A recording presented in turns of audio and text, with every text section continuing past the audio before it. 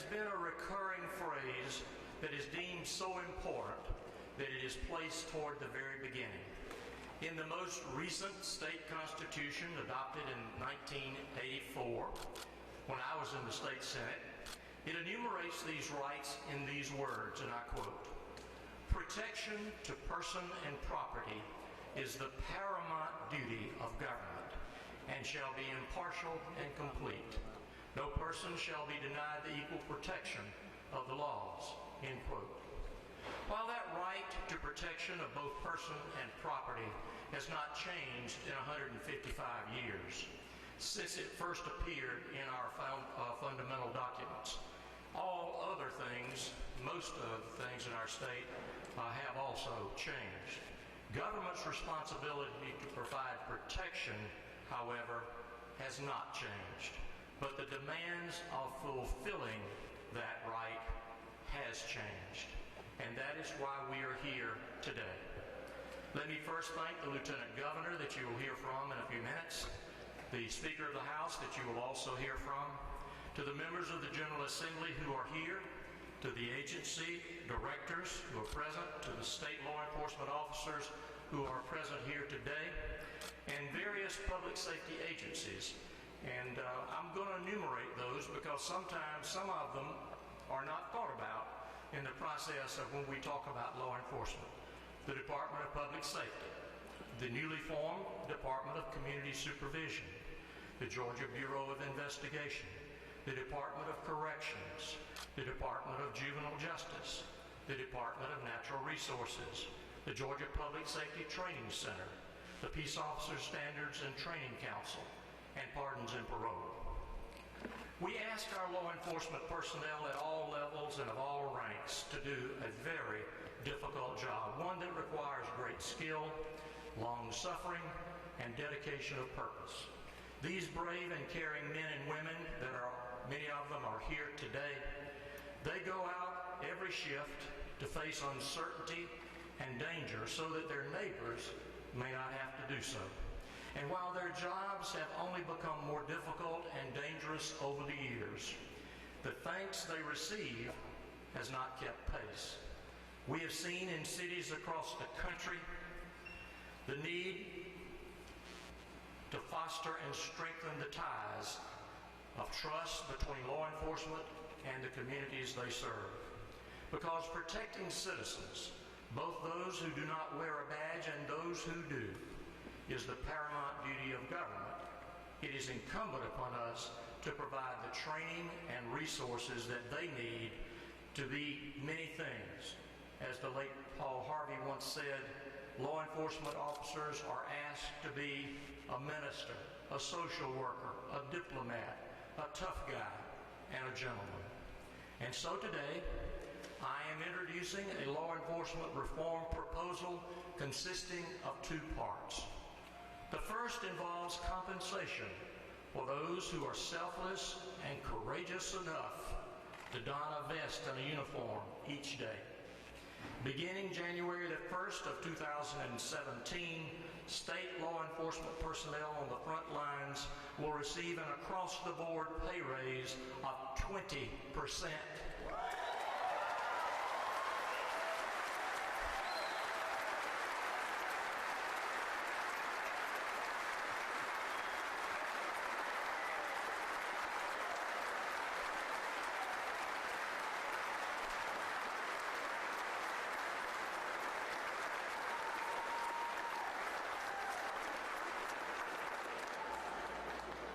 On top of the 6% that they received this year.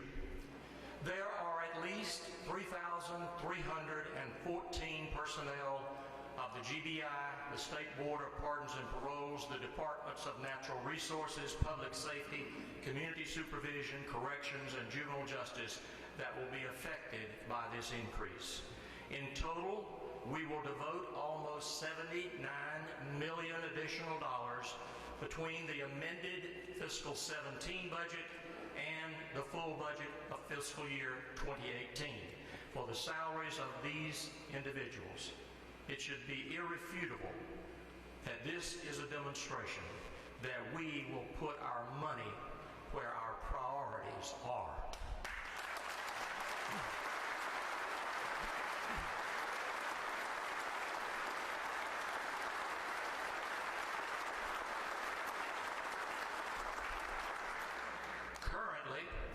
8 local law enforcement organizations pay their entry-level officers more than the starting salary for a state trooper. Once this overdue pay increase goes into effect at the beginning of the next calendar year, the Georgia State Patrol troopers will have the highest base salary of any law enforcement personnel in this state.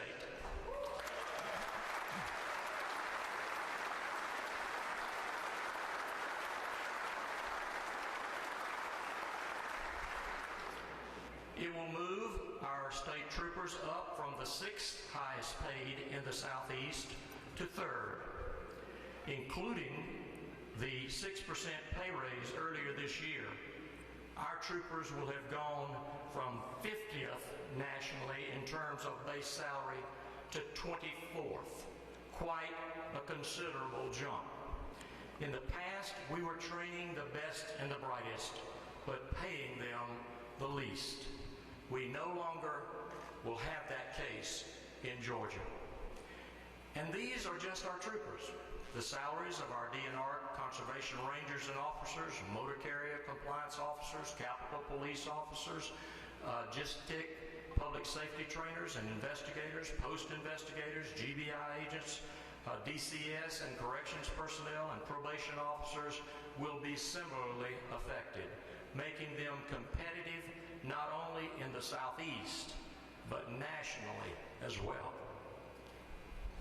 I think the agency heads gathered here will agree with me that these new compensation measures go a long way in recruiting and retaining the talent we need on the front lines of public safety, showing our commitment to and our appreciation of their selflessness. But it's just one step on a broader path that I have asked other state officials and those in the fields that you see represented here today to review. The second component of this proposal involves an overhaul of how we train both state and local authorities who have the power to make arrests, providing the tools needed to build relationships within their respective communities. Earlier this year, my office worked with the Georgia Public Safety Training Center to evaluate the training all post-certified law enforcement personnel undergo. Today, we will share with you the ways in which we will improve the quality and depth of that training in the coming weeks, months, and years in a 3-phase process. The first phase involves expanding the list of specific training courses required by the Peace Officer Standards and Training Council, which all law enforcement officers who have the capability of making an arrest must complete each year. We are increasing the number of courses that will be required for certification under the Police Legitimacy, Procedural Justice, and Community Relations curricula established by the Georgia Public Safety Training Center. In addition to the 11-week training program, 4 additional hours will be added, and 2 of those hours will be electives chosen by the trainee. Officers will be able to pick from course options with the following titles: use of force and de-escalation options for gaining compliance, fostering positive community relations, introduction to cultural competency in policing, and police legitimacy, procedural justice, and community relations. Phase 2 involves the expansion and enhancement of crisis intervention training for law enforcement. To give Georgia's civilians a little background, the Georgia Bureau of Investigation, in conjunction with the Georgia chapter of the National Alliance of Mental Illness, developed the Crisis Intervention Training Program in 2004. This program, which is standardized across the country, is designed to equip officers with the knowledge and skills to approach crises involving individuals with mental disorders. Since its inception, the GBI has trained roughly 9,500 of its officers in this 40-hour, 5-day program. As you know, addressing how law enforcement approach dangerous situations with those suffering from mental health problems is a topic of growing national concern, and those on this local level are increasingly requesting such training. For that reason, we will transfer the program to the Georgia Public Safety Training Center so that it can be available to almost 57,000 sworn state and local law enforcement officers in our state. Lastly, the phase 3 is that my office will form a task force comprised of law enforcement officials, legislators, and community leaders to examine the basic law enforcement officer training courses and establish competency-based standards for any course revisions that they deem appropriate. Teaching to a competency-based standard will better prepare officers to address the challenges of policing in a modern society by emphasizing both critical thinking and tactical skills needed in today's environments. In the coming weeks, my office will compile a list of those who will serve on this task force, and that will be shared with you as soon as that list is completed. All that I have shared with you today is designed to honor the state law enforcement officials who wear a badge and a vest, and to make both the protection they provide and their own protection impartial and complete as our Constitution requires. And so I want to say to all of those who have filled this Capitol today and are in that law enforcement category, on behalf of over 10 million Georgians, thank you. I don't think there's a person in this building who is not humbled by your service, by the courage you display on a regular basis, and by the inspiring principles your respected uniforms and insignias represent. That's why I want you to know and want you to hear that we know the difficulties that you face in carrying out your substantial duties, and we want to do whatever is in our power to support you as you walk your individual paths of service. I want you to be sure that before you leave today, that I have a chance to personally shake your hands and to say thank you. Let me thank you personally, individually, as I will do in a few minutes, but collectively to say thank you as well. It's now my honor to call on the Lieutenant Governor for his remarks.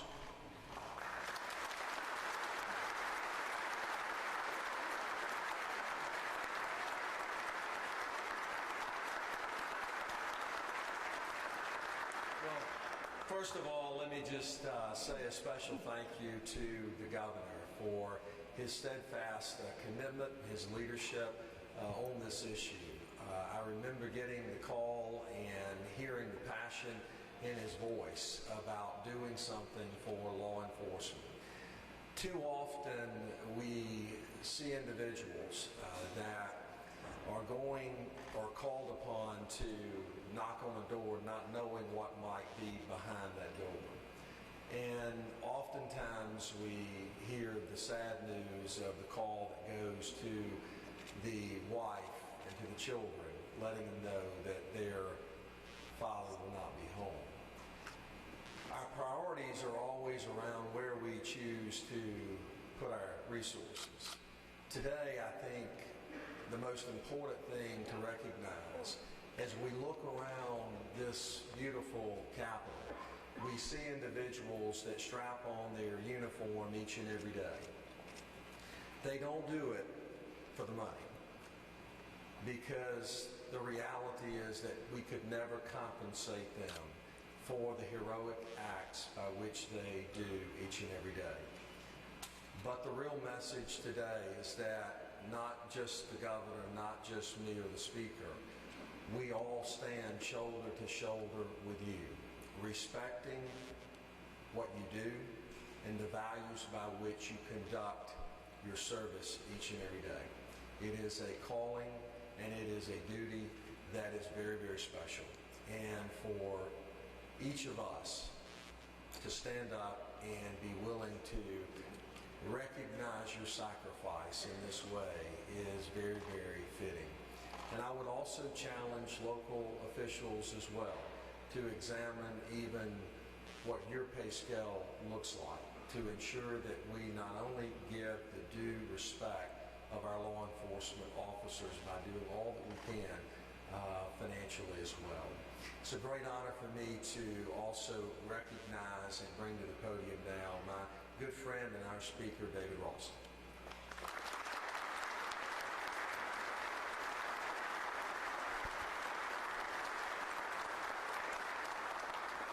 Thank you, Lieutenant Governor Cagle, and I appreciate the opportunity to be here with you and to join with you and Governor Deal in enthusiastically and strongly supporting Georgia's law enforcement officers. We have several members of House leadership that are here as well, and I am proud to stand with them to endorse our governor's proposal. I thank the governor for his leadership on this important issue. One of the things that I remind House members about each session is that the state's budget is like the budget of families all across Georgia. You can look at the budget and see clearly where our priorities are. And today we are reaffirming our commitment, our solemn duty to those who answer the call to serve. Each and every day, more than 3,300 sworn state law enforcement officers are on duty protecting our communities. From the Golden Isles of Georgia to the mountains of Blue Ridge. In Georgia, we want the very best, the bravest and the brightest to wear the badge. They deserve competitive pay that rewards their service and their sacrifice. They deserve a training regimen that meets the new and evolving challenges they face in the field. A state that prides itself on being the #1 state in the nation in which to do business should do no less. With us today are some of those brave men and women. Let me close by thanking each of them for their service and thanking their brothers and sisters who are on duty all across this great state at this moment. May God bless each of you, and may God bless the great state of Georgia. Governor Deal.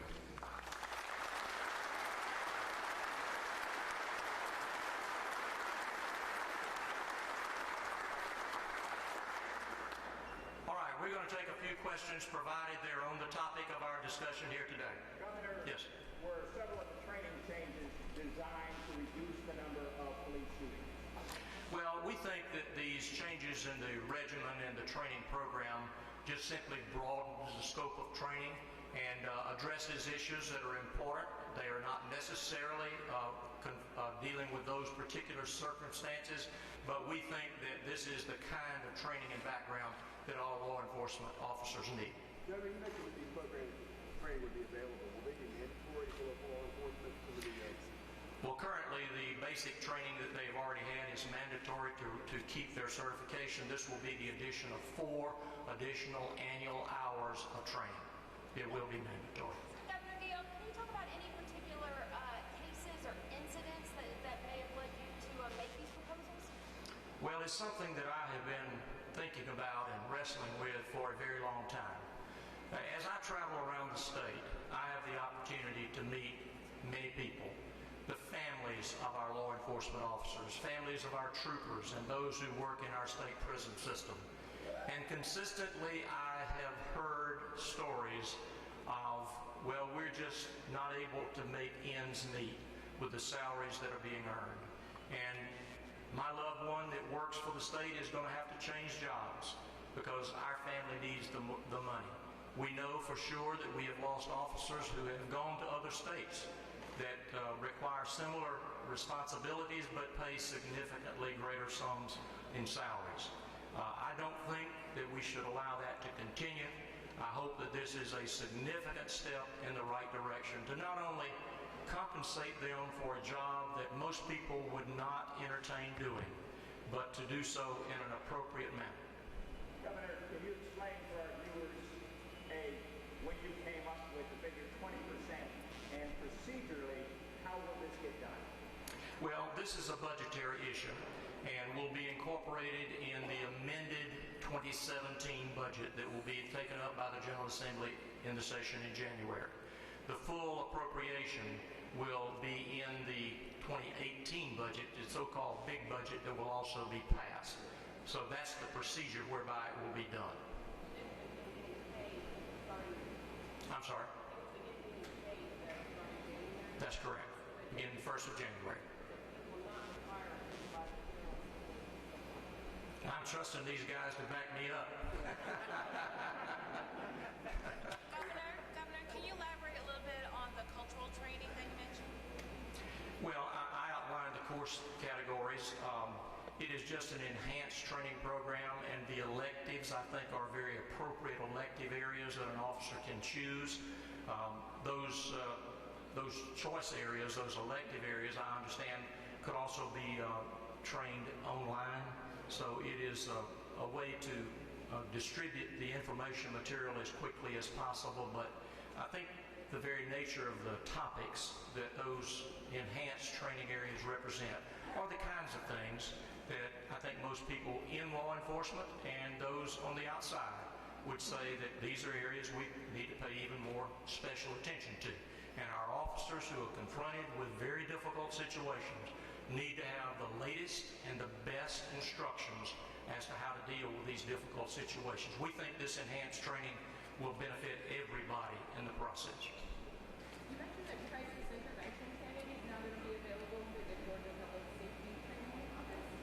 Will there be any incentive for state leaders to get that crisis intervention training? Yes.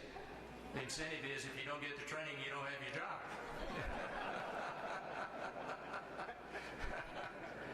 The enhanced training that will be available to non-state law enforcement personnel, especially in the mental health area, by transferring that from the GBI, which it is currently located, to our state training facility down in Forsyth, Georgia, we think will expand the opportunities. We have a waiting list, I'm told, of sheriff's deputies, local police departments who want their officers to receive that training, but there's not been allocated time for them to do it. We think by this transfer of responsibility, and that is a very critical training piece in my opinion, we will broaden the effects of what we're talking about today beyond just state law enforcement officers. It will be to the benefit of other state law enforcement officers as well.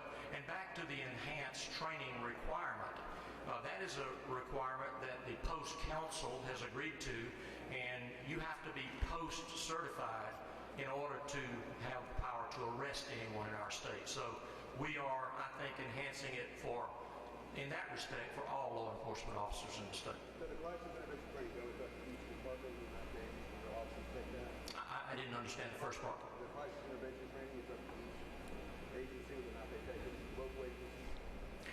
It would be available, it has been available to state law enforcement officials and people working in those agencies, and has been available to the law enforcement officials in the civilian side of things, not the state itself.